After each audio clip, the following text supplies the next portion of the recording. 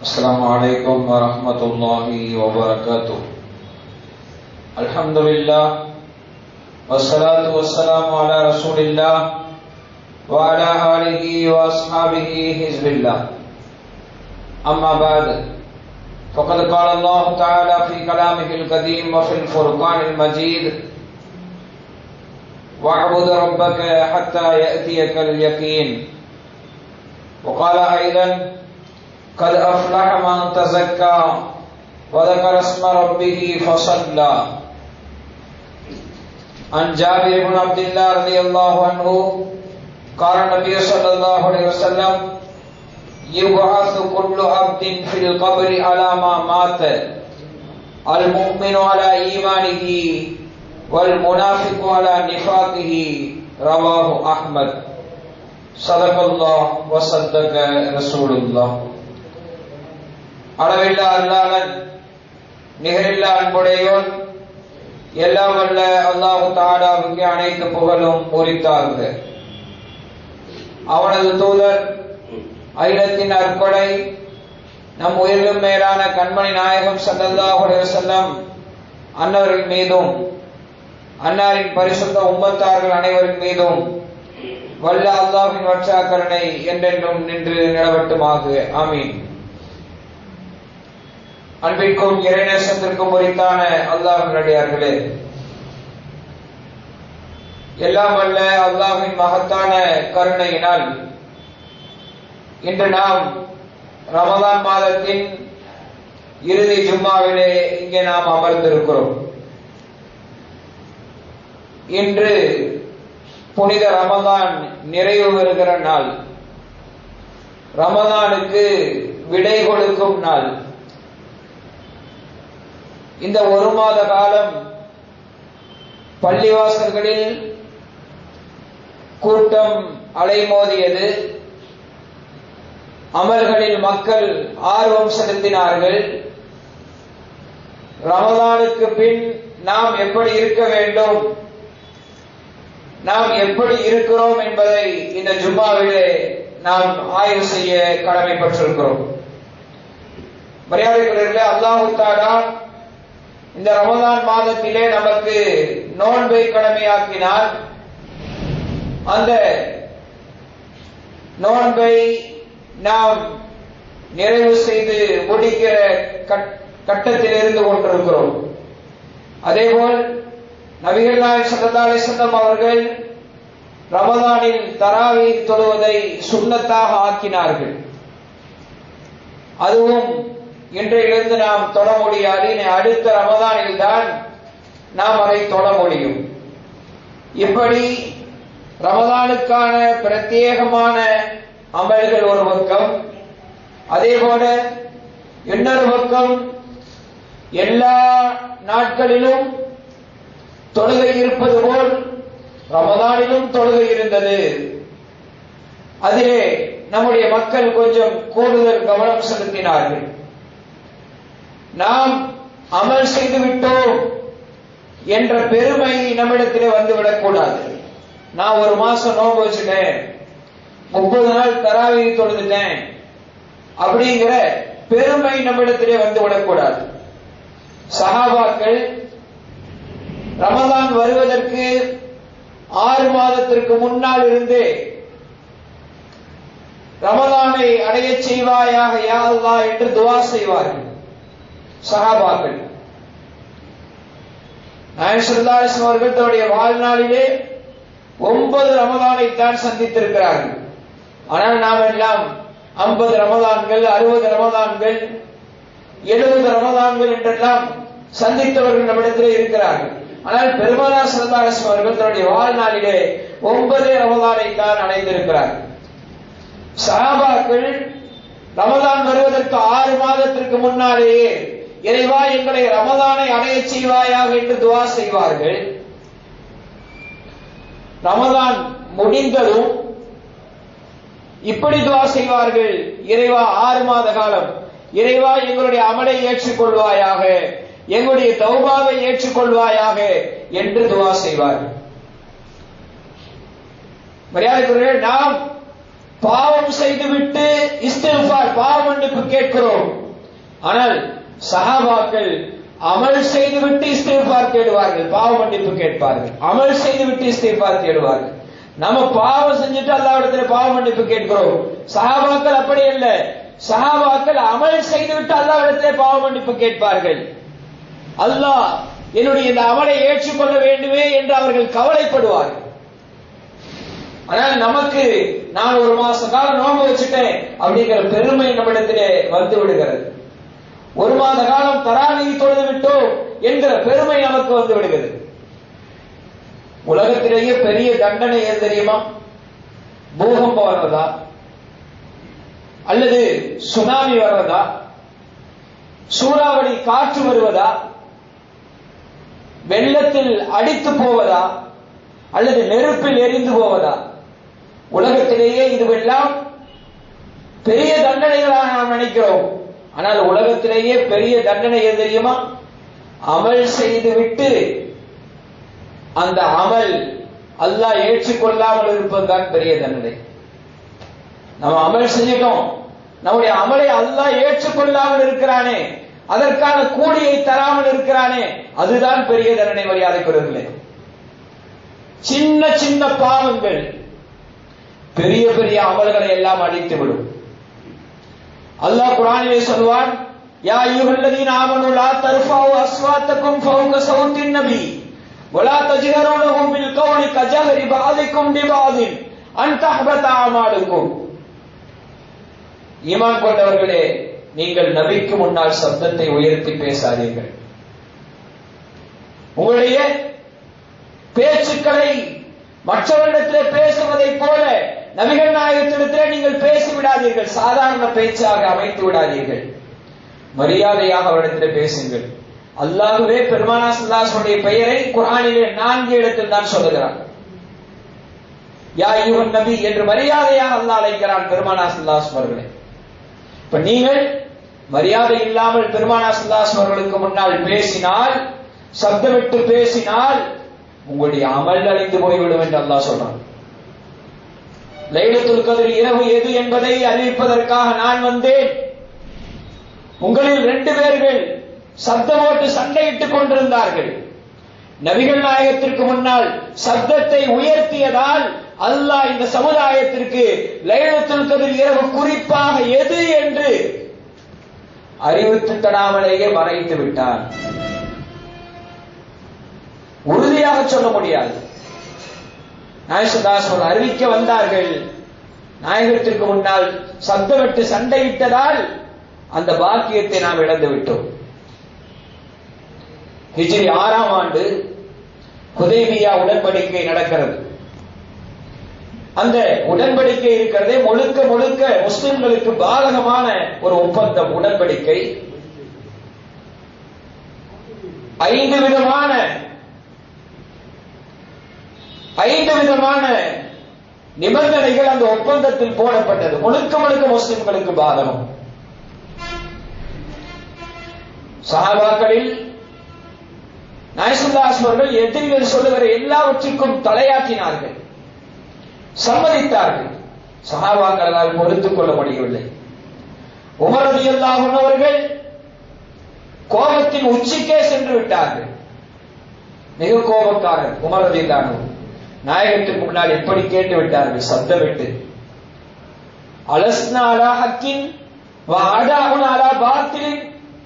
நாயகமே, நாம் சத்தியத்தில் இல்லையா, எதிரிகள் அசத்தியத்தில் இல்லையா என்று கேட்டார்கள் உமர் ரலியல்லாஹு அன்ஹு அவர்கள்.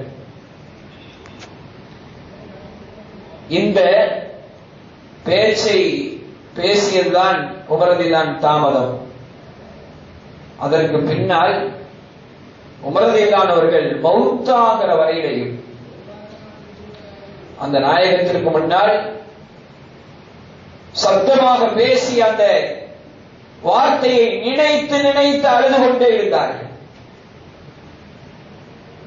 மௌத் வரையிலையும் சுன்னத்தான நோன்புகளை அதிகம் வைத்துக் கொண்டே இருந்தார்கள். அந்த பாவம் மன்னிக்கப்பட வேண்டும் என்பதற்காக தான தர்மம் அதிகமாக கொடுத்தார்கள். அடிமைகளை அதிகமாக உரிமை விட்டார்கள். அழுது அழுது அல்லாஹ்விடத்திலே பாவ மன்னிப்பு கேட்டார்கள். மரியாதைக்குரியவர்களே, நாம் கொஞ்சம் யோசித்து பார்க்க வேண்டும். இந்த வரலாறு உமர் ரலியல்லாஹு அன்ஹு ஒரு முறை பெருமானாருக்கு முன்னால் சப்தமிட்டு பேசியதால் வருந்தி வருந்தி அழுதார்கள். நாம் எவ்வளவு பாவம் செய்து கொண்டிருக்கிறோம்? ஒரு பாவம் செய்கிறோமா, பல பாவங்கள் செய்கிறோமா? பாவங்களின் எண்ணிக்கை நம்மிடத்திலே கூடிக்கொண்டே இருக்கிறது. ஆனால் உள்ளத்தில் பயம் வருகிறதா? அல்லாஹ் தண்டிப்பானே, இந்த பாவத்திற்கு நாம் பதில் சொல்லி ஆக வேண்டுமே என்கிற பயம் நமக்கு வருகிறதா? யோசித்து பார்க்க வேண்டும். ரமதானிலே கூட சிறு குழந்தைகள் எல்லாம் நோன்பு வைத்தார்கள். ஆனால் நோன்பு வைக்க சக்தி இருந்தும் எத்தனையோ பேர்கள் நோன்பு வைக்காமல் பெரும்பாவத்தை செய்திருக்கிறார்கள். தொழுகாமல் ரமதானுடைய காலகட்டங்களை வீணாக்கிய பலர் நம்மிடத்தில் இருந்து கொண்டிருக்கிறார்கள். உள்ளத்திலே பயம் இருக்கிறதா, ஏற்படுகிறதா? அல்லாஹ் தண்டிப்பானே. ஒரு சிறு நாயகத்திற்கு முன்னால் சப்தத்தை உயர்த்தி பேசியதற்காக காலம் இல்லாமல் அல்லாஹ்விடத்திலே தௌபா செய்தார்கள் உமர் ரலியல்லாஹு அவர்கள். ஆனால் அவரோ சொர்க்கம் கொண்டு நன்மாராயம் சொல்லப்பட்ட சஹாபி. நமக்கு அப்படி உரிமைச்சீட்டு வழங்கப்பட்டிருக்கிறதா? என்ன மமதையில், என்ன அகங்காரத்தில் நாம் வாழ்ந்து கொண்டிருக்கிறோம் என்று நாம் யோசித்து பார்க்க வேண்டும். பாவமே அறியாத நாயகம் ஸல்லல்லாஹு அலைஹி வஸல்லம் அவர்கள் தொழுது முடித்தார். முடித்தவுடன் அஸ்தக்ஃபிருல்லாஹ் என்று 3 முறை சொல்வார்கள். எதற்காக? நாயகம் என்ன பாவம் செய்தார்கள்? எதற்காக பாவ மன்னிப்பு கேட்டார்கள்? நாயகம் அமல் செய்து விட்டார்கள், செய்துவிட்டு அது ஏற்றுக்கொள்ளப்பட வேண்டுமே என்று நாயகத்திற்கு பயம். அதனால் அஸ்தக்ஃபிருல்லாஹ் சொன்னார்கள்.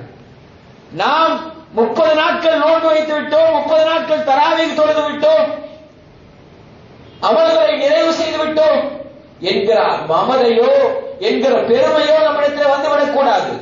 அல்லாஹ் ஏற்றுக்கொள்ள வேண்டுமே என்கிற கவலை நமக்கு வேண்டும். ஆனால் நம் சமுதாயத்தின் நிலை,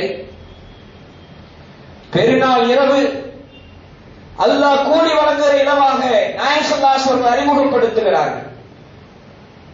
அந்த இரவில் பள்ளிவாசலில் மக்கள் இருக்கிறார்களா? கூட்டம் கூட்டமாக கடை வீதிகளில் அலைகிறார்கள். இறைச்சி கடைகளில் கூட்டமாக நிற்கிறார்கள். ஜவுளி கடைகளில் கூட்டமாக நிற்கிறார்கள். மருதாணி ஓடுவதில் பெண்கள் ஈடுபடுகிறார்கள். இதுதான் நாம் ரமலானை கண்ணியப்படுத்தியதின் அழகா என்று நாம் யோசித்து பார்க்க வேண்டும். ஷாப்பிங்களே நம்முடைய நேரம் பெருநாள் இரவு கிடைக்கிறது. அமல்களுக்கு அல்லாஹ் கூலி வழங்குகிற இரவு. அந்த இரவு நம்ம காணாம போயிட்டோம்னா கூலி நமக்கு கிடைக்குமா? யோசித்து பார்க்க வேண்டும். உங்களுக்கு அமல் ஏற்றுக்கொள்ளப்பட்டு விட்டது என்கிற அறிவிப்பு உங்களுக்கு வந்து விட்டதா? அல்லாஹ் உங்களுக்கு சொல்லிவிட்டாரா? யோசித்து பார்க்க வேண்டும்.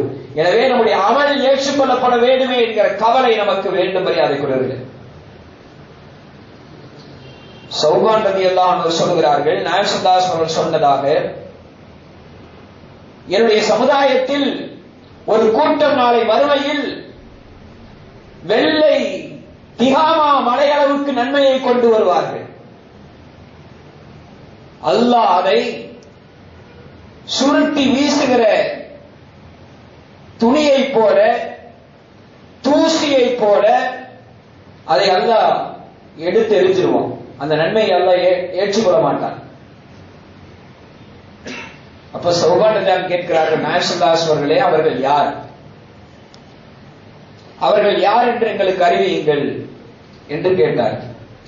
நாயகம் ஸல்லல்லாஹு அலைஹி வஸல்லம் சொன்னார்கள், அவர்கள் உங்களுடைய சமுதாயம் தான். யஹுதூன மினல் லைலி கமா தஹுதூன், நீங்க எப்படி அமல் செய்கிறீர்களோ அது போல இரவெல்லாம் அமல் செய்வார்கள். வலாக்கின்னஹும் அக்வாமுன் இதா ஹலவ் பிமஹாரிமில்லாஹி இன்தஹக்குஹா, தனிமையில போயிட்டாங்கன்னா பாவத்துல மூழ்கி விடுவார்கள்.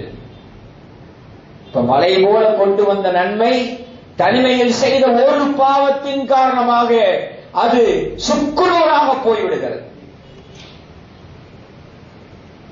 நாம் யோசித்து பார்க்க வேண்டும். பெருநாள் வந்தாலே எங்கே டூர் போகலாம் என்று ஒவ்வொருவருக்கும் ஒரு ஆசை. ஒரு மாத காலம் அப்படியே வணங்கி வணங்கி அவர்கள் சலிப்படைந்து விட்டார்கள். ஜாலியாக பெருநாளை கொண்டாடுவதற்கு டூருக்கு போய் முதல்ல ஓபன் செய்யறத பீர் பாட்டில தான்.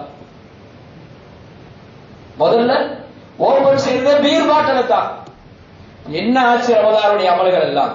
மலை போல சேர்த்து வைத்த அமல் இந்த ஒரு பாவத்தின் காரணமாக சின்ன பின்னமாகி விடுகிறது. ரமதான் டூர் என்கிற பெயரால் டூர் போகணும்தான். அல்லாஹ் பூமியை சுற்றி பாருங்கள் என்கிறான். என்னுடைய அத்தாட்சிகள் எப்படி இருக்கிறது என்று கண்டுகளியுங்கள் என்று அல்லாஹ் சொல்கிறான். நம்முடைய டூர்கள் அப்படி இருப்பதில்லை. ரமதான் கோவாக்கு டூர் போறது. கோவால என்ன இருக்கு? அரை நிர்வாணமாக கடல்களில் குளிக்கிற பெண்களை ரசிப்பது. என்ன ஆனது ரமதானுடைய அமல்கள்? மலை போல அமல்கள் இது போன்ற பாவத்தால் சுக்குநூறாக போய்விடும். யோசித்து பார்க்க வேண்டும் மரியாதைக்குரியவர்களே. எனவே நாம் அமல் செய்து விட்டோம், அல்லாஹ் ஏற்றுக்கொண்டானா என்கிற கவலை நமக்கு வர வேண்டும். நாம் கடைசியில் இருக்கிறோம். ரமதானின் கடைசி நாள். உஹது யுத்த களம். முஸ்லிம்கள் வெற்றியின் விளிம்பில் இருந்தார்கள்.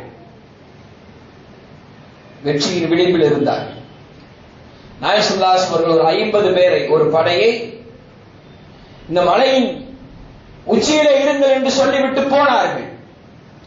நான் சொல்கிற வரையிலும் கீழே இறங்கி வரக்கூடாது என்று சொன்னார்கள். முஸ்லிம்கள் உஹதிலே வெற்றி பெற்று விட்டார்கள். இந்த காட்சியை மேலிருந்து பார்க்கிறார்கள்.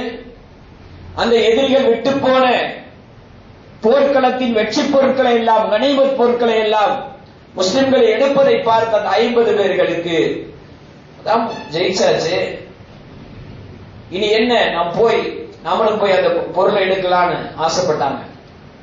அந்த கூட்டத்திற்கு தலைவராக இருந்தவர், வேண்டாம் பெருமானார் நான் சொல்கிற வரை இறங்காதீர்கள் என்று இருக்கிறார்கள். இல்ல வெற்றி கிடைச்சிருச்சுல அப்படின்னு சொல்லி அந்த 50 பேர் இறங்கிட்டாங்க. என்ன ஆனது விளைவு? எதிரிகள், தோற்று போன எதிரிகள் அந்த மலை வழியாக சுற்றி வந்து முஸ்லிம்களை தாக்கினார்கள். முஸ்லிம்கள் தோல்வி அடைந்தார்கள். அந்த யுத்தத்தில் தான் பெருமானார் ஸல்லல்லாஹு அலைஹி வஸல்லம் பல் ஷஹீதாக்கப்பட்டது.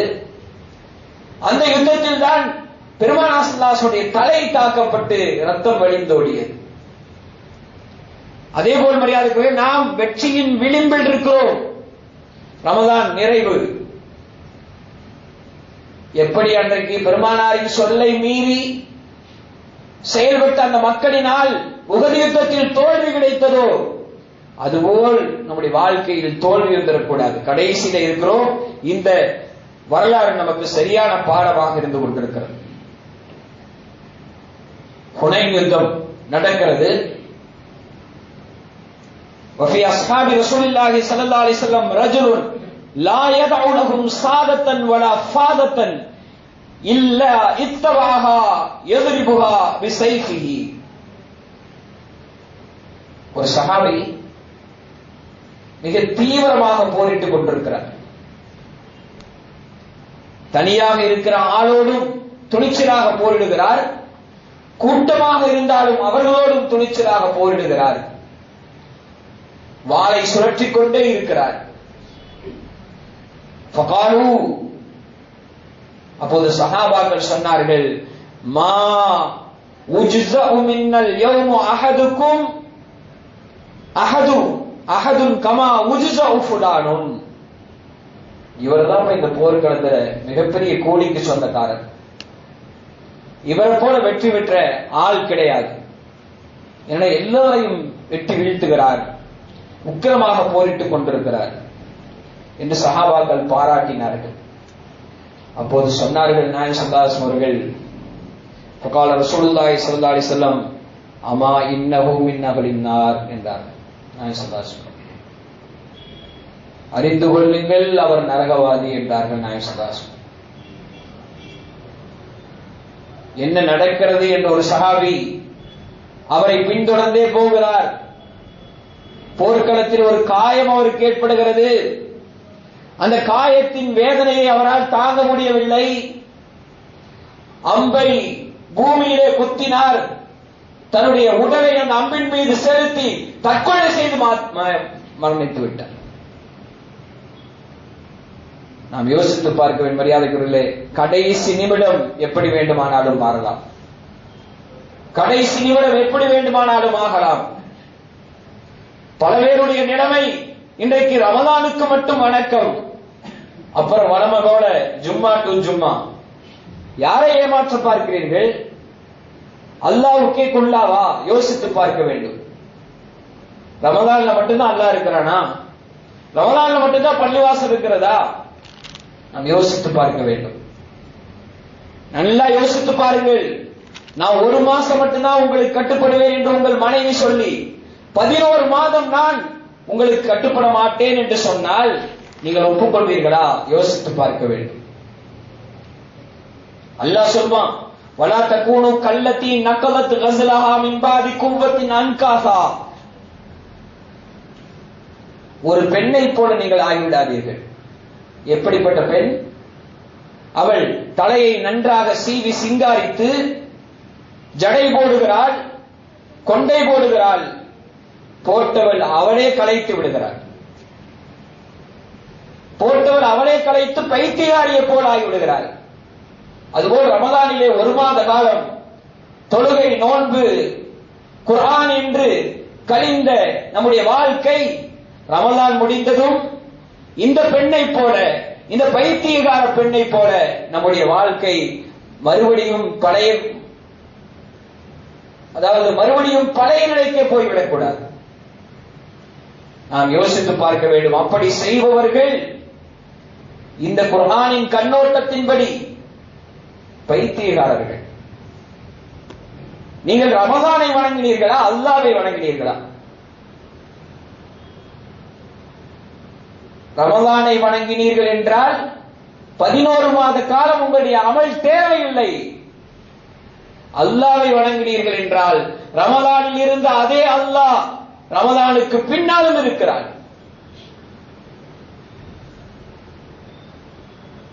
அல்லாஹ் குர்ஆனிலே சொல்வான், வஅபுது ரப்பக ஹத்தா யஅதியக்கல் யகீன். நீங்க ரமலானுக்கு மட்டும் தொழுங்க அப்படின்னு அல்லாஹ் சொல்ல, மரணம் வர வரையிலும் தொழுங்கள் என்கிறான் அல்லாஹ். ரமலானிலே இருந்த அல்லாஹ் ரமலானுக்கு பின்னாலும் இருக்கிறான். ரமலானிலே இருந்த பள்ளிவாசல் ரமலானுக்கு பின்னாலும் இருக்கிறது. ரமலானிலே சொல்லப்படுகிற ஐவேளை பாங்கு ரமலானுக்கு பின்னாலும் சொல்லப்படுகிறது. மோதினார் இருக்கிறார், ஹஸரத் இருக்கிறார். ஆனா ரமலானுக்கு வந்த எத்தனையோ பேர் காண்றதில்லை. ரமலானுக்கு பின்னாடி இந்த ஊர்ல அப்படி இருக்காதுன்னு நினைக்கிறேன். ஆனா ரமலானுக்காக ரமலான்ல இருந்த ஒண்ணு ரமலானுக்கு பின்னாடி இருக்காது. அது என்னன்னா கஞ்சி மட்டும் இருக்காது. ரமலான்ல இருந்த ஒண்ணு ரமலானுக்கு பின்னாடி இருக்காது, கஞ்சி மட்டும் இருக்காது பள்ளிவாசல்ல. ஆனா எல்லாம் நடக்கத்தான் செய்யும். நம்முடைய அமல் ஏற்றுக்கொள்ளப்பட வேண்டுமே என்ற கவலை இருக்க வேண்டும். அதன் அடையாளம் என்னவென்றால் ரமலானுக்கு பின்னாலும் தொடர்ந்து அமல் செய்யணும். எனக்கு ஒரு நிகழ்வு ஞாபகம் வருகிறது. நாயகம் ஸல்லல்லாஹு அலைஹி அவர்கள் வஃபாத் ஆகி இருக்கிறார்கள். அப்போது சஹாபாக்களிடத்திலே ஒரு விதமான கவலை மனப்பான்மை, என்ன செய்வது ஏது செய்வது என்கிற தெரியாமல் உமர் ரலியல்லாஹு அவர்கள் யாராவது முஹம்மது ஸல்லல்லாஹு அலைஹி வஸல்லம் மௌத்தாகி விட்டார் என்று சொன்னால் அவரை கொல்வேன் என்று ஒரு பக்கம் அவர் துடித்துக் கொண்டிருக்கிறார். அமைதியே உருவான அபூபக்கர் ரலியல்லாஹு அன்ஹு தோட்டத்திற்கு சென்றவர் வருகிறார். மரண செய்தியை கேள்விப்பட்டு பெருமானார் ஸல்லல்லாஹு அலைஹி வஸல்லம் முகத்தை மூடி இருந்த துணியை நீக்குகிறார். திபுத ஹய்யன் வமித்த ஹய்யா. நாயகமே, நீங்கள் வாழும்போது மனமாகவே இருந்தீர்கள், மௌத்தான பிறகும் மனமாகவே இருக்கிறீர்கள் என்று சொல்லிவிட்டு மெம்பருக்கு வந்தார். அபூபக்கர் ரலியல்லாஹு அவர்கள் வந்து, அம்மா பஅத் ஃபமன் கான மின்கும் யஅபுது முஹம்மதன் ஃபஇன்ன முஹம்மதன் கத் மாத். பெருமானார் ஸல்லல்லாஹு அலைஹி வஸல்லம் வஃபாத் ஆன பிறகு நிறைய பேர்கள் இஸ்லாத்தை விட்டு போய்விட்டார்கள். யார் முஹம்மதை வணங்கினாரோ அந்த முஹம்மது ஸல்லல்லாஹு அலைஹி வஸல்லம் மௌத்தாகி விட்டார்கள்.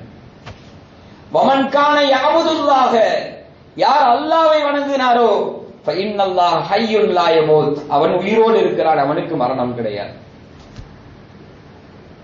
நம்ம கொஞ்சம் யோசிச்சு பார்க்கணும், நாம ரமலான வணங்கணுமா அல்லாஹ்வை வணங்கணுமா? இந்த வார்த்தை சாட்டை இடி போல தரவில்லையா? முஹம்மதை யார் வணங்கினாரோ அந்த முஹம்மது ஸல்லல்லாஹு அலைஹி வஸல்லம் மௌத்தாகி விட்டார்கள். அவரை வணங்கியவர்கள் இந்த தீனிலே தேவையில்லை, போங்கள். யார் அல்லாஹ்வை வணங்கினார்களோ அந்த அல்லாஹ் உயிரோடு இருக்கிறான், அவனுக்கு மரணம் கிடையாது. அப்படியானால் ரமலானுக்கு பின்னாலும் வணக்கம் வர வேண்டும். நம்முடைய அமல் ஏற்றுக்கொள்ளப்பட்டது என்பதற்கான அடையாளம் என்ன தெரியுமா?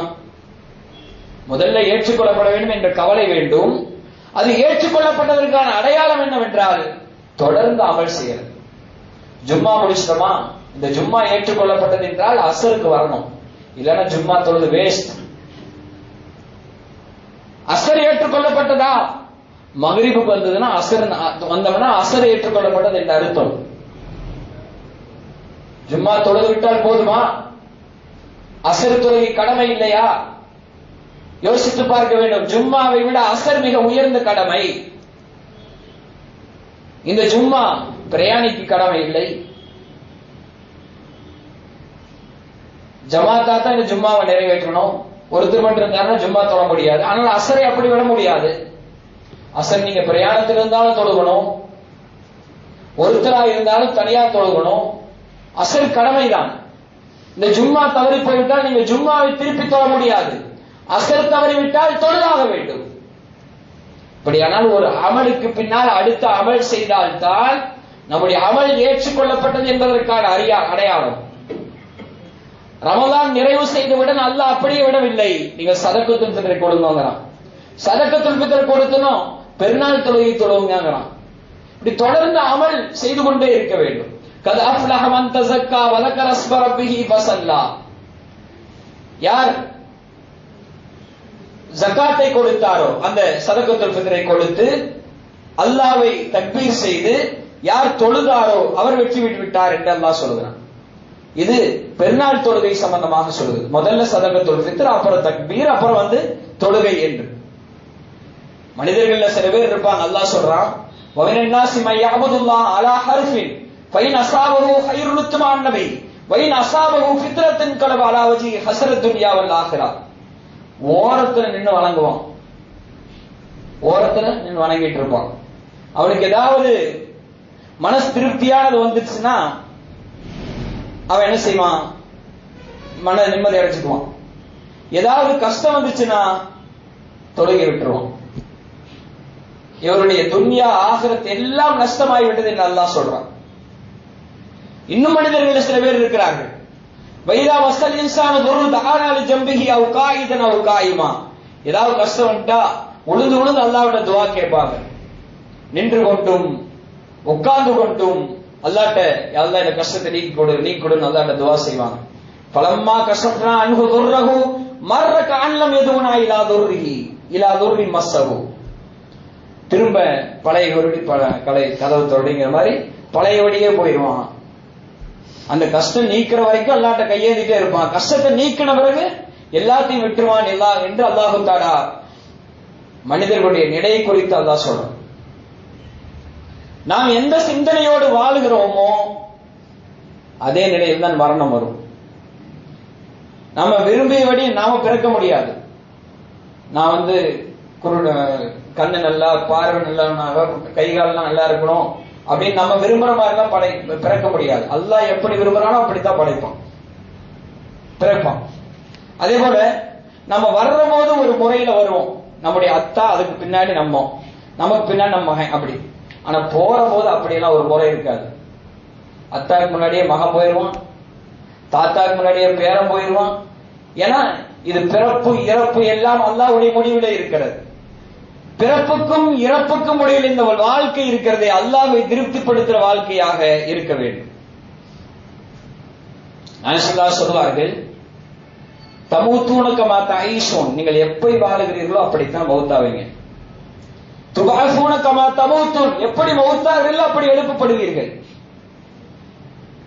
ஜாபிர் பின் அப்துல்லா ரலியல்லாஹு அன்ஹு சொல்வார்கள், நாயகம் ஸல்லல்லாஹு அலைஹி சொன்னதாக, யுபஅஸு குல்லு அப்தின் ஃபில் கப்ரி அலா மா மாத, எப்படி மரணித்தானோ அப்படித்தான் அவன் எழுப்பப்படுவான் கபரிலே. அல் முஃமினு அலா ஈமானிஹி, ஈமானுடைய நிலைமையில் மௌத்தான முஃமின் ஈமானோடு எழும்புவான். வல் முனாஃபிகு அலா நிஃபாகிஹி, நயவஞ்சகன் அதே நிலைமையிலே எழுந்திருப்பான் என்று நாயகம் ஸல்லல்லாஹு அலைஹி சொல்கிறார். நம்ம எப்படி வாழுகிறோமோ அப்படித்தான் மௌத்தாகுவோம், எப்படி மௌத்தாகிறோமோ அப்படித்தான் நாம் எழுப்பப்படுவோம். இதுக்கு ஒரு எக்ஸாம்பிள் சொல்லணும்னா, ஒரு சிறு குழந்தை தாயுடைய மடியில பாலை குடிச்சிட்டு இருக்குது, அப்படியே தூங்கிடுது அந்த குழந்தை. அந்த குழந்தை அப்படியே தூங்கிடுது. அந்த குழந்தையுடைய வாயை பார்த்தீங்கன்னா அது சப்பிட்டே இருக்கும். அப்ப பால் குடிக்கிறது இல்ல, குடிச்சுட்டு தூங்கிருச்சு. ஆனா அந்த குழந்தையுடைய வாய் உதடு அசைந்து கொண்டே இருக்கும். நம்ம சிந்தனை எப்படியோ அப்படித்தான் மரணம். காசு பணம் இப்படியே இதே சிந்தனையில இருந்தோம் என்றால் அப்படித்தான் மௌத்து வரும். அல்லாஹ் அல்லாஹ் என்ற சிந்தனையில் இருந்தோம் என்றால் நமக்கு அந்த நிலை வரும். அல்லாஹ் என்கிற சிந்தனையோடு மரணிப்போம். நல்ல மௌத்தை அல்லாஹ் தருவான். முன்னோர்களுடைய வரலாறுகளில் பல வரலாறுகளை பார்க்கிறோம். அவங்க எப்படி வாழ்ந்தாங்களோ அப்படியே மௌத்தானாங்க. அவங்களுடைய சிந்தனை எப்படி இருந்ததோ அப்படியே மௌத்து. இமாம் ஷம்சுத்தீன் தஹபி ரஹ்மத்துல்லாஹி அவர்கள் ஹிஜ்ரி 700 வாழ்ந்தவர். இவர் மிகப்பெரிய ஹதீஸ் கலா வல்லுனர். இவர்கிட்ட 6 லட்சம் அறிவிப்பாளர்களுடைய வரலாறு அவருக்கு தெரியும். அவங்களுடைய பரம்பரை, அவங்களுடைய பிறப்பு எல்லாம் தெரியும். நமக்கு நம்ம தாத்தாவுடைய அத்தா பேர் கேட்டா தெரியாது. அவங்க 6 லட்சம் ஹதீஸ் அறிவிப்பாளர்களுடைய வரலாறுகளை முழுமையாக தெரிந்து வைத்திருந்தார்கள். மிகப்பெரிய ஹதீஸ் கலா வல்லுனர். எப்போதும் ஹதீஸ் பாடம் நடத்தி கொண்டே இருப்பார். ஒரு சபையில அவருடைய மாணவர்கள் எல்லாம் அவர் ஹதீஸ் பாடம் நடத்த கேட்டுக் கொண்டிருக்கிறார்கள். எந்த ஹதீஸ் என்றால், இவருக்கு இவர் அறிவித்தார், இவருக்கு இவர் அறிவித்தார், இவருக்கு இவர் அறிவித்தார் என்று சொல்லி சொல்லி சொல்லி சொல்லி அபூ ஹுரைரா ரலியல்லாஹு அன்ஹு அறிவித்தார்கள். அபூ ஹுரைரா ரலியல்லாஹு அன்ஹு நாயகம் ஸல்லல்லாஹு அலைஹி சொன்னதாக சொன்னார்கள் என்று சொல்லி, மன் கான ஆகிரு கலாமிஹி லா இலாஹ இல்லல்லாஹ் தஹலல் ஜன்னா, யாருடைய கடைசி வார்த்தை லா இலாஹ இல்லல்லாஹ் என்பதாக இருக்குமோ அந்த ஹதீஸை பாடம் நடத்துகிறார். லா இலாஹ இல்லல்லாஹ் என்று சொல்கிறார், அப்படியே வஃபாத்தாகிறார். தஹலல் ஜன்னா சொல்லிட்டார், அவர் சொர்க்கத்துக்கு போயிட்டார். நாம் யோசிச்சு பார்க்க வேண்டும். எப்படி அவர்கள் எந்த சிந்தனையில் இருந்தார்களோ அப்படித்தான் அவர்களுக்கு மரணம் வரும். ஆயிஷா பின்த் இம்ரான் என்கிற ஒரு மிகப்பெரிய வணக்கசாலி, வகானத் தஹ்திமுல் குர்ஆன கஸீரா ஃபகீல இன்னஹா ختمت في يوم وليلة 1560 ختما. 1000 எப்போதும் குர்ஆனை ஓதிக்கொண்டே இருப்பார்கள். அவருடைய அந்த வாழ்நாளிலே 1560 குர்ஆன்களை நிறைவு செய்தார்கள். தொழுது கொண்டிருக்கிறார். فلما كانت في الصلاة قرأت قوله تعالى إن ولي الله الذي نزل الكتاب وهو يتولى الصالحين. நிச்சயமாக அல்லாஹ்வுடைய நேசர்கள் இருக்கிறார்களே, எப்படிப்பட்டவர்கள்? அவர்களுக்கு அல்லாஹ் குர்ஆனை இறக்கி தந்தான். அந்த அல்லாஹ் தன்னுடைய நேசர்களாகிறவர்கள், அவர்களை அல்லாஹ் நல்லடியார்களை பொறுப்பெடுத்துக் கொள்கிறான். அல்லாஹ் பொறுப்பெடுத்துக் கொள்கிறான் அந்த நல்லடியார்களுக்கு என்ற வசனத்தை ஓதுகிறார்கள். அப்படியே ரூஹு பிரிகிறது.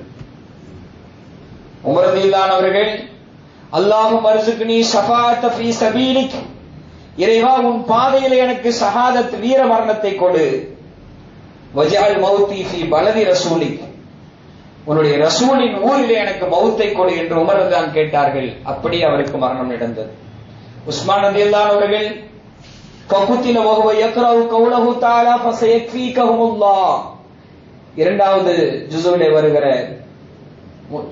முதலாவது ஜுஸுவிலே வரல ஃபஸயக்ஃபீகஹுமுல்லாஹ் என்கிற அந்த அல்லாஹ் அவர்களுக்கு போதுமானவன் என்கிற அதை ஓதுகிற போது அவர்களுடைய வஃபாத் நிகழ்கிறது. அலிரதில்லான் கொல்லப்படுகிற போது ஃபுஸ்து வரப்பில் கஅபா, ஃபுஸ்து வரப்பில் கஅபா, காபாவின் இறைவனின் மீது ஆணையாக நான் வெற்றி பெற்று விட்டேன் என்ற நிலையில் அவருக்கு வஃபாத்து வந்தது. நம்ம இன்னைக்கு எப்படி தூங்குறோம்? மொபைலை பார்த்துட்டே தூங்குறோம். நமக்கு எப்படி அல்லாஹ் மௌத்து தருவான்? யோசிச்சு பார்க்கணும். இம்மாதிரியான மௌத்து வருமா? தூங்குற போது துவாக்கள் ஓதி திக்ருகள் ஓதி தூங்குகிறோமா? யோசித்து பார்க்க வேண்டும். ஆக எப்படி நாம் வாழுகிறோமோ அப்படித்தான் மௌத்தாகுவோம். எப்படி மௌத்தாகிறோமோ அப்படித்தான் எழுப்பப்படுவோம். நம்முடைய நிலை என்னவாக இருக்கும் என்று நாம் யோசித்து பார்க்க கடமைப்பட்டிருக்கிறோம். மரியாதைக்குரியவர்களே, நாளை பெருநாளை கொண்டாட இருக்கிறோம்.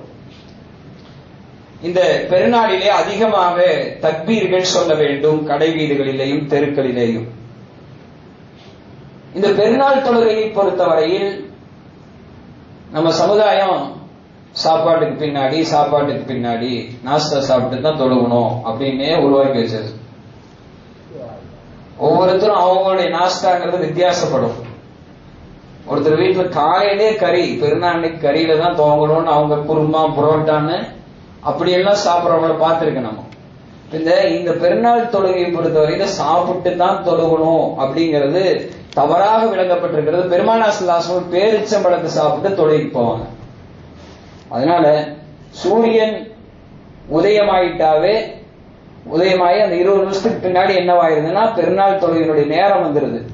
நேரத்திலே தொழுகலாம். சாப்பாட்டுக்கா இந்த தொழுகை தாமதப்படுத்த வேண்டிய அவசியம் இல்லை. பேரிச்சம்பழமே போதும். நம்ம பஜ்ர் தொழுது வர பஜ்ர் தொழுகையே பேரிச்சம்பழத்தை கொடுத்தோம், வெளியில போய் ஒரு டீயை குடிச்சோம், வந்து தொழுகலாம். இது சாப்பாட்டுக்கு பின்னாடி தான் தொழுகணும் போட்டு ரொம்ப லேட் பண்றது சரியான ஒரு நடைமுறை இல்லை. ரெண்டாவது, இந்த பெருநாள் தொழுகையை பொறுத்த வரையில ஒரு ஹதீஸை பரவலா பரப்பப்பட்டு கொண்டே இருக்கிறது. கான நபி ஸல்லல்லாஹு அலைஹி வஸல்லம் யஹ்ருஜு யௌமல் ஃபித்ரி வல் அல்ஹா, ஈதுல் ஃபித்ர் ஈதுல் அல்ஹா தினத்திலே பெருமானார் ஸல்லல்லாஹு அலைஹி வஸல்லம் அவர்கள் வெளியேறுவார்கள். இலல் முஸல்லா, எங்கீங்க? தொழுமிடத்திற்கு வெளியேறுவார்கள் என்ற ஹதீஸ் சொல்றாங்க. இத மைதானத்துக்கு ரசூலுல்லாஹ் போவாங்க அப்படின்னா அர்த்தம் வைக்கிறாங்க. பொதுவாக மஸ்ஜிது நபவி பள்ளிவாசல்ல இடப்பற்றாக்குறை இருந்த காரணத்தினாலே பெருமானார் ஸல்லல்லாஹு அலைஹி வஸல்லம் அவர்கள் ஒரு இடத்தை விலைக்கு வாங்கி அங்கே தொழுக போனாங்க. ஈதுல் அல்ஹா தொழுகை, ஈதுல் ஃபித்ர் தொழுகையை ரசூலுல்லாஹ் அங்க தொழுக போனாங்க. அதை நடைமுறையாக வைத்துத்தான் நம்முடைய ஊர்களில், பெரும்பாலான இஸ்லாமிய ஊர்கள் எல்லாம் ஈதுகாங்கிற ஒன்ன அமைச்சாங்க. அங்க போய் தொழுதுட்டு இருந்தாங்க. அங்க போய் பெருநாள் தொழுகையை தொழுவாங்க. இது நடைமுறையில் இருந்துச்சு. இன்னைக்கு என்னன்னா திடல் தொழுகை அப்படி விளம்பரப்படுத்தி பள்ளியாசல தொழுதா கூடாதுன்னு சொல்லி விளம்பரப்படுத்தி எங்க வேணுமானாலும் தொழுகிறாங்க. அதாவது ஈதுகா இருந்து பள்ளிவாசல்ல தொழுவது மக்ரூஹ். நல்லா புரிஞ்சுக்கணும். ஈதுகா இருந்து பள்ளிவாசலில் தொழுவது மக்ரூஹ். ஈத் தொழுகையை பள்ளிவாசலில் தொழுவது மக்ரூஹ். தொழுகைக்காக வேண்டி என்று ஒரு மைதானத்தையோ ஒரு இடத்தையோ தேடி போக வேண்டிய அவசியம் இல்லை என்பதை இது விஷயத்தை புரிஞ்சுக்கணும். நம்முடைய 4 இமாம்களும் இப்படித்தான் சொல்கிறார்கள். என்னன்னா முஸல்லா என்று சொன்னால் அது ஈதுகாவை குறிக்கும், மைதானத்தை குறிக்காது. ரசூலுல்லாஹி ஸல்லல்லாஹு அலைஹி வஸல்லம் பள்ளிவாசல் இடப்பற்றாக்குறை காரணமாக ஈதுகாவை ஒரு தொழுகை இடத்தை ஒன்றை விலைக்கு வாங்கி அங்கே போய் பெருநாள் தொழுகை நடத்தினாங்க. அதனால பள்ளிவாசல தொழுதாலும் கூடும். ஈதுகா இருந்து யாராவது பள்ளிவாசல தொழுதாங்கன்னா அது தொழுகை மக்ரூஹ், தொழுக கூடாது. அப்படி சரி. அடுத்து பெருநாள் தர்மம். நாயகம் அவர்கள் பெருநாள் என்று சதகத்துல் ஃபித்ர் தர்மத்தை கடமையாக்கி இருக்கிறார்கள். இது பொதுவாக தர்மத்தை குறித்து தர்மம் செய்யறதுனால மானக்கச மாலும் மின் சதக்கா என்னவாகாது? சதக்கா செய்யறதுனால பொருள் குறைஞ்சிடாது. இது நம்ம ஆழமாக நம்முடைய மனசுல பதிவு. மூசா அலைஹிஸ்ஸலாம் காலத்துல ஒருத்தர் எனக்கு துவா செய்யுங்க, எப்படி துவா செய்யுங்கன்னு கேட்டாருன்னா, எனக்கு வாழ்நாள்ல எல்லாரும் கொடுக்கிற ரிஸ்க் எல்லாத்தையும் மொத்தமா அல்லாஹ் இப்பவே கொடுத்துடணும், அப்படி துவா செய்யுங்கன்னு கேட்டார். அதே போல துவா செஞ்சாலும் அல்லாஹ் கொடுத்தான். அவங்க வீட்டு வழியா ஒரு நாள் மூசா அலைஹிஸ்ஸலாம் நடந்து போனாங்க. பார்த்தா வீட்டுக்கு முன்னாடி சரியான கூட்டம். என்னன்னு கேட்டா, ஒரு தர்மம் கொடுக்கிறாரு, அதனால நாங்க வாங்குறதுக்கு நிக்கிறோம் அப்படின்னு சொல்லி மக்கள் சொன்னாங்க. மூசா அலைஹிஸ்ஸலாம் நினைச்சிட்டாங்க, என்னடா இவர் தான் வாழ்நாள் ஃபுல்லா ரிஸ்க் கொடுக்க சொல்லி கேட்டாரு. இவர் தர்மம் செஞ்சாருன்னா எப்படி இவருக்கு குறைஞ்சு போயிருமேன்னு நினைச்சாங்க. கொஞ்ச நாள் கழிச்சு வந்தாங்க, அதே போல கூட்டம். அல்லாஹ்ட்ட கேட்டாங்க, யாருல என்ன அப்படின் போது, மூசாவே அவன் என்னோடு என்ன செய்து கொண்டிருக்கிறான், எனக்கு அவன் தந்து இதன் மூலமாக, அதாவது என்னோடு அவன் வியாபாரம் செய்திருக்கிறான், என்னோட வியாபாரம் செய்திருக்கான், நான் அவனுக்கு 10 மடங்கு திருப்பி கொடுக்கிறேன், தர்மமா கொடுக்கிற போது 10 மடங்கு திருப்பி தரேன். இப்ப அதனால குறைஞ்சபட்சம் அதிகபட்சமாக 700 அல்லாஹ் திருப்பி தர்றான். அதனால நம்ம பாக்கெட்ல இருந்து எடுத்து கொடுக்கறதுனால பாக்கெட் காலி ஆகாது, திரும்ப வந்துருங்கிற எண்ணத்தை நமக்கு வைக்கணும். அரிசியுடைய நிலையில 7 பேர் இருப்பாங்க, அதுல யார் தன்னுடைய வலக்கரம் தருவதை இடக்கரம் தெரியாமல் மறைத்து கொடுக்கிறாரோ அவர் அரிசியுடைய நிலையில இருப்பார் என்று பெருமானார் ஸல்லல்லாஹு அலைஹி வஸல்லம் சொன்னார். ஆயுள்ல அல்லாஹ் அபிவிருத்தியை தருவான். யார் கஞ்சத்தனப்படுகிறார்களோ, கஞ்சத்தனத்தை விட்டு தவிர்த்து விடுகிறார்களோ, அவர் வெற்றியாளர் என்று அல்லாஹ் சொல்றான். கஞ்சத்தனத்தை விட்டு தவிர்த்திருப்பவர். ஒரு சஹாபி தவாஃப் செஞ்சுட்டு இருந்தாங்க. தவாஃப் செய்யும்போது இப்படி துவா செய்தார்கள், அல்லாஹும்ம கினி ஷுஹ நஃப்ஸி, இறைவா கஞ்சத்தனத்தை விட்டு என்ன பாதுகாத்துரு, கஞ்சத்தனத்தை விட்டு பாதுகாத்துருன்னு சொல்லி தவாஃப்ல துவா செஞ்சார். ஆச்சரியத்தோடு ஒருவர் கேட்டபோது, அல்லாஹ் யார் கஞ்சத்தனத்தை விட்டு தவிர்க்கிறாரோ அவரை வெற்றியாளர் சொல்லி இருக்கிறான், அதனால நான் துவா கேட்கிறேன் என்று அந்த சஹாபி சொன்னார். நான் சொல்ல வேண்டிய விஷயம் நிறைய இருக்குது, லேட்டா வராங்க பார்த்தா 10 இந்திக்காரங்க தான் உட்காந்துருக்காங்க. என் பேசுற விளங்காத 4 பேர் 10 பேர் உட்காந்து இருக்காங்க. என்ன பேசுறது, சும்மா வீணாக்கிட்டே இருக்கிறீங்க, சொல்லி சொல்லி சொல்லி நமக்கு அழுத்து போச்சு. தொழுகை லேட்டாச்சுன்னா வருத்தப்படாதீங்க, நான் சொல்ல வேண்டிய செய்திகளை சொல்லித்தான். தொழுகை லேட்டாச்சுன்னா வருத்தப்படாதீங்க, நீங்க தான் அதுக்கு காரணம். என்ன அதிகமாக பேச வச்சதுக்கான காரணம் நீங்க தான். முன்னாடியே வந்துட்டா நான் தொகுத்து அந்த 20 வருஷத்துக்குள்ள 30 வருஷத்துக்குள்ள சொல்ல வேண்டிய விஷயங்களை சொல்லி முடிச்சிருவேன். அதாவது அல்லாஹ் கடமையாக்கிய பல தர்மங்கள்ல சதகத்துல் ஃபித்ர் ஒண்ணு. இது ஃபஜ்ர்ல நான் சொல்லுவேன் சதகத்துடைய ஃபித்ருடைய சட்டங்களை. ஜும்மாவா இருக்கிறனால முக்கியமானது சொல்றேன். இந்த தர்மத்தை நாயகம் ஸல்லல்லாஹு அலைஹி வஸல்லம் அவர்கள் 2 காரணத்துக்காக கடமையாக்கி இருக்காங்க. ஒன்னு நோன்பாளியில் ஏற்படுகிற அந்த குறைபாடுகளை நீக்கிறதுக்காக, இன்னொன்று ஏழைகளுக்கு உணவாக சதகத்துல் ஃபித்ர் தர்மத்தை பெருமானார் ஸல்லல்லாஹு அலைஹி வஸல்லம் அவர்கள் ஆக்கியிருக்கிறார்கள். நாயகம் ஸல்லல்லாஹு அலைஹி வஸல்லம் இப்படியே சொல்வார்கள், அகுன்னோஹும் அனி தவாஃபி ஹாதல் யௌம், அந்த பெருநாள் அன்னைக்கு யாரும் அலைஞ்சு அலைஞ்சு யாசகம் கேட்கிற மாதிரி விட்டுறாதீங்க. ஏழைகள் கூட அன்னைக்கு சந்தோஷமா இருக்கணும், அவங்களும் மகிழ்ச்சியா கொண்டாடணும், அவங்க கையேந்திர மாதிரி நிலைமையில விட்டுறாதீங்க என்று நாயகம் ஸல்லல்லாஹு அலைஹி வஸல்லம் சொல்லியிருக்காங்க. அதற்காக வேண்டிய சதகத்துல் ஃபித்ர் தர்மத்தை நம்முடைய மார்க்கம் கடமையாக்கி இருக்கிறது. ஈது அன்னைக்கு ஏழ்மை இருக்கக்கூடாது, ஏழ்மையா யாரும் இருக்கக்கூடாதுங்கிறது தான் நோக்கம். இது நோன்பாளிகளுக்கு மட்டும் கடமை இல்லை, குடும்பத்தில் இருக்கிற ஒவ்வொருவர் மீதும் கடமை. எல்லோரும் கொடுக்கணும், நோன்பு வச்சவங்க நோன்பு வைக்காதவங்க சின்ன குழந்தைங்க எல்லாருமே கொடுக்கணும். மனைவிக்கு கொடுக்கிறது ஹனஃபி மذஹபுடைய கட்டாயம் இல்லை. அவங்கள்ட்ட பணம் இருந்ததுன்னா அவங்க கொடுக்கணும், இல்லைன்னா இவர் பொறுப்பெடுத்து கொடுக்கிறாருன்னு சொன்னா அவங்கள்ட்ட என்ன செஞ்சிடணும், தகவல் சொல்லிடணும். ஏன்னா சதகத்துல் ஃபித்ர் தர்மம் கட்டாயம், இதுக்கு நியத்து வேணும், அதனால மனைவிட்ட சொல்லிடணும், நான் உனக்காக கொடுக்குறேன்னு சொல்லிடணும். யார் மீது கடமை அப்படின்னா, இன்னைக்கு கணக்குப்படி வெள்ளியினுடைய விலை 260 ரூபாய், அது ஏறி இறங்கி கொண்டே இருக்கிறது. இன்னைக்கு கணக்கு 612 கிராம் வெள்ளியுடைய அளவுக்கு 1,56,250 ரூபாய் இருந்தா அவங்க மீது சதகத்துல் ஃபித்ர் கடமை. இது ஜகாத் மாதிரி நம்ம வச்சக்கூடாது. ஜகாத்துங்கிறது ஒரு வருஷம் பூர்த்தியா இருக்கணும். அது தங்கம் வெள்ளியில, வியாபார பொருள்ல, அதே போல பணத்தில எல்லாம் ஜகாத்து கடமை. ஆனா சதகத்துல் ஃபித்ர் பொறுத்தவரையில நம்முடைய தேவைக்கு போக இந்த 1,56,000 ரூபாய் அளவுக்கு இருந்துச்சுன்னா சதகத்துல் ஃபித்ர் கொடுக்கணும். உதாரணமா ஒருத்தருக்கு 2 பைக் இருக்குது, அந்த ஒரு பைக் கணக்குல வச்சிடணும், ஜகாத்துல அப்படி வராது. ஒருத்தருக்கு 2 மொபைல் இருக்குது, அந்த மொபைல கணக்குல வச்சிடணும். வீட்டுல 50,000 ரூபாய் 1,00,000 ரூபாய் டிவி இருக்குது, அதை கணக்குல வச்சுக்கணும். நம்முடைய ஆடைகள் ஒரு 4 ஆடை 5 ஆடை இருந்தா போதும், ஃபுல்லா பீரோ ஃபுல்லா ஆடைகள் அடக்கி வச்சிருக்கிறோம், அந்த ஆடைகளும் இந்த சதகத்துல் ஃபித்ர்ல கணக்குல வந்துடணும். பொம்பளைங்க பீரோல பட்டுப்புடவையா அடுக்கி வச்சிருக்கிறாங்க, அதெல்லாம் கூட்டி பார்த்தா இந்த 2,00,000 ரூபாய்க்கு மேல எல்லாம் போகணும், அதுவும் என்னவாயிரும், அந்த கணக்குல வந்துடும். இவங்கெல்லாம் ஜகாத்துல் ஃபித்ர் சதகத்துல் ஃபித்ர் கொடுக்கணும். ஈதுடைய காலை சூரியன் உதயமாவதற்கு முன்னால் பிறந்த குழந்தையாக இருந்தாலும் அந்த குழந்தையின் மீதும் சதகத்துல் ஃபித்ர் கடமை. சூரியன் உதயமான பின்னால் பிறந்தா அந்த குழந்தை கடமை இல்லை, எல்லாருக்கும் கணக்கு போட்டு கொடுக்கணும். எவ்வளவு கடமை? ஹிஜ்ரி 2ல இது கடமையாகிறது சதகத்துல் ஃபித்ர் என்பது. நாயகம் ஸல்லல்லாஹு அலைஹி வஸல்லம் 5 பொருளை சொல்றாங்க.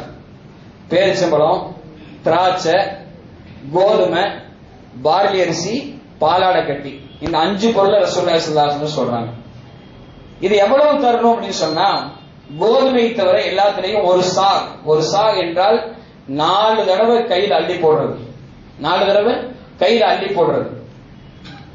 இதனுடைய அளவுகள் வித்தியாசத்துல அந்த கருத்து வேறுபாடு வருது. 2 400 கிராம், 3 200 கிராம் அப்படின்லாம் வருது.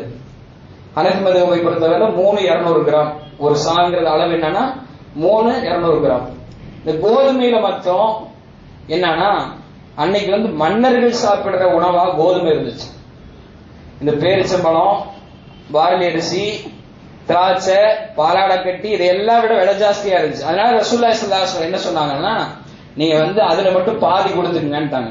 கோதுமையில மாத்திரம் அரை சால், அதான் 1600 கிராம் அரை சால் கொடுத்துங்க அப்படின்னு சொல்லிட்டு. இது ஜமாத்ரமா குறைஞ்சபட்ச அளவா 90 ரூபான்னு போட்டிருக்காங்க. நம்ம அந்த 90 ரூபாயே பிடிச்சிட்டு இருக்க கூடாது. இது யாரு கொடுக்கணும்னா ரொம்ப அடிமட்டத்தில் இருக்காங்க பாத்தீங்களா, அவங்க தான் இந்த 90 ரூபாய் கொடுக்கணும். பேரிச்சம்பழம் 200 ரூபாய்க்கு விற்குது, அது 3 200 கிராம் 640 ரூபா, அதை ஒரு ஆளுக்கு சதகத்துல் ஃபித்ரா கொடுங்க. பார்லி அரிசி 700 ரூபாய்க்கு 70 ரூபாய்க்கு விற்குது அரிசி, அது 3 200 கிராம் 224 ரூபா ஆகுது, அதை நீங்க சதகத்துல் ஃபித்ரா கொடுங்க. திராட்சை 500 ரூபாய்க்கு விற்குது ஒரு கிலோ, 3 200னா 1600 ரூபா, அதை கொடுங்க சதகத்துல் ஃபித்ரா கொடுங்க. பாலாடை கட்டி 625 ரூபாய்க்கு விற்குது ஒரு கிலோ, இன்னைக்கு 2000 ரூபாய். ஒரு ஆளுடைய சதகத்துல் ஃபித்ரா எவ்வளவுங்க? பாலாடை கட்டியா கணக்கு வச்சா 2000 ரூபாய். எல்லாரும் இந்த 90 ரூபாய் அந்த லிஸ்ட்லயே கொடுக்க கூடாது, கொடுத்தா கூடும். இது சரியான நடைமுறை அல்ல. இது ஒரு அடிமட்டத்தில் இருக்கிறவங்க கொடுக்கிற அளவாக இருந்து கொண்டிருக்கு. கடைசியா ஒரு செய்தி சொல்லி முடிச்சிடுறேன். அதுக்குள்ள ரமதானுக்கு மாத்திரம் தொழுகையில் ஈடுபட்டு ரமதான் முடிஞ்சதும் நமக்கு அமல்களுக்கு சம்பந்தம் இல்லைன்னு முடிச்சுட்டு போறவங்க இருக்கிறாங்களே, எப்படி தெரியுங்களா? கஞ்சி கொற்றா இருக்குல்லங்க, கஞ்சி கொற்றாவை இன்னைக்கு சாயந்தரம் கஞ்சி குடிச்சு முடிச்சதும் கழுவி வச்சிருவாங்க அடுக்கி. இதை அடுத்த வருஷம் தான் எடுப்பாங்க. அப்ப இவர் என்ன செய்யறாரு? இவரும் கஞ்சி கொற்றா ஒண்ணு. ரமதானோட அமல் முடிச்சு எனக்கும் அமலுக்கு சம்பந்தம் இல்லை அப்படின்னு ரமதான் முடிச்சோன்னா பள்ளிவாசலுக்கு லீவ் கொடுத்துட்டு போயிட்டாருன்னா இவர் என்ன? இவரும் கஞ்சி கொற்றா ஒண்ணு. அது ரமதானுக்கு முதல் பறையில தான் வரும் கஞ்சி கொற்றா, இவரும் ரமதான் முதல் பறைக்கு தான் பள்ளிவாசலுக்கு வருவாரு. நம்ம யோசிச்சு பார்க்கணும். அதே போல இன்னொரு விஷயத்தையும் யோசிக்கணும். ரமதான்ல அறவே தொழுகாதவங்க, பள்ளிவாசலுக்கு வராதவங்க, அவங்களை பத்தி ரசூலுல்லாஹி ஸல்லல்லாஹு அலைஹி வஸல்லம் பயங்கரமா சபிச்சிருக்காங்க. ஜிப்ரீல் அலைஹிஸ்ஸலாம் சபித்தார்கள், யார் ரமதானை அடைந்தும் மெம்பர்ல இருக்கிற போது யார் ரமதானை அடைந்தும் பாவம் மன்னிப்பார்களே அவன் நாசமாகட்டும். ஜிப்ரீல் அலைஹிஸ்ஸலாம் துஆ செஞ்சாங்க, ரசூலுல்லாஹி ஸல்லல்லாஹு அலைஹி வஸல்லம் ஆமீன் சொன்னாங்க. அதனால அந்த சாபம்ங்கிறது பழிக்குங்கிறத மாற்று கருத்து இல்லை. எனவே பாவ மன்னிப்பு கேட்கணும், நம்முடைய அமல்கள் ஏற்றுக்கொள்ளப்பட வேண்டும் என்கிற கவலை வேண்டும். அமல் செய்து விட்டோம் என்கிற பெருமை நம்மிடத்தில் வந்துவிடக்கூடாது. எனவே நாம் ரமதானுக்கு பின்னாலும் அல்லாஹ் இருக்கிறான், ரமதானுக்கு பின்னாலும் பள்ளிவாசல் இருக்கிறது, அமல்கள் தொடரட்டும். அல்லாஹ் தஆலா அந்த பாக்கியத்தை தந்தருவானாக. ஆமீன். வாஹிரு தஅவானா அல்ஹம்துலில்லாஹி ரப்பில் ஆலமீன். வஸ்ஸலாமு அலைக்கும் வரஹ்மத்துல்லாஹி வபரகாத்துஹு. ஜும்மாவுக்கு வந்துருங்க, லேட்டா வந்தா லேட்டா முடிக்க வேண்டியது.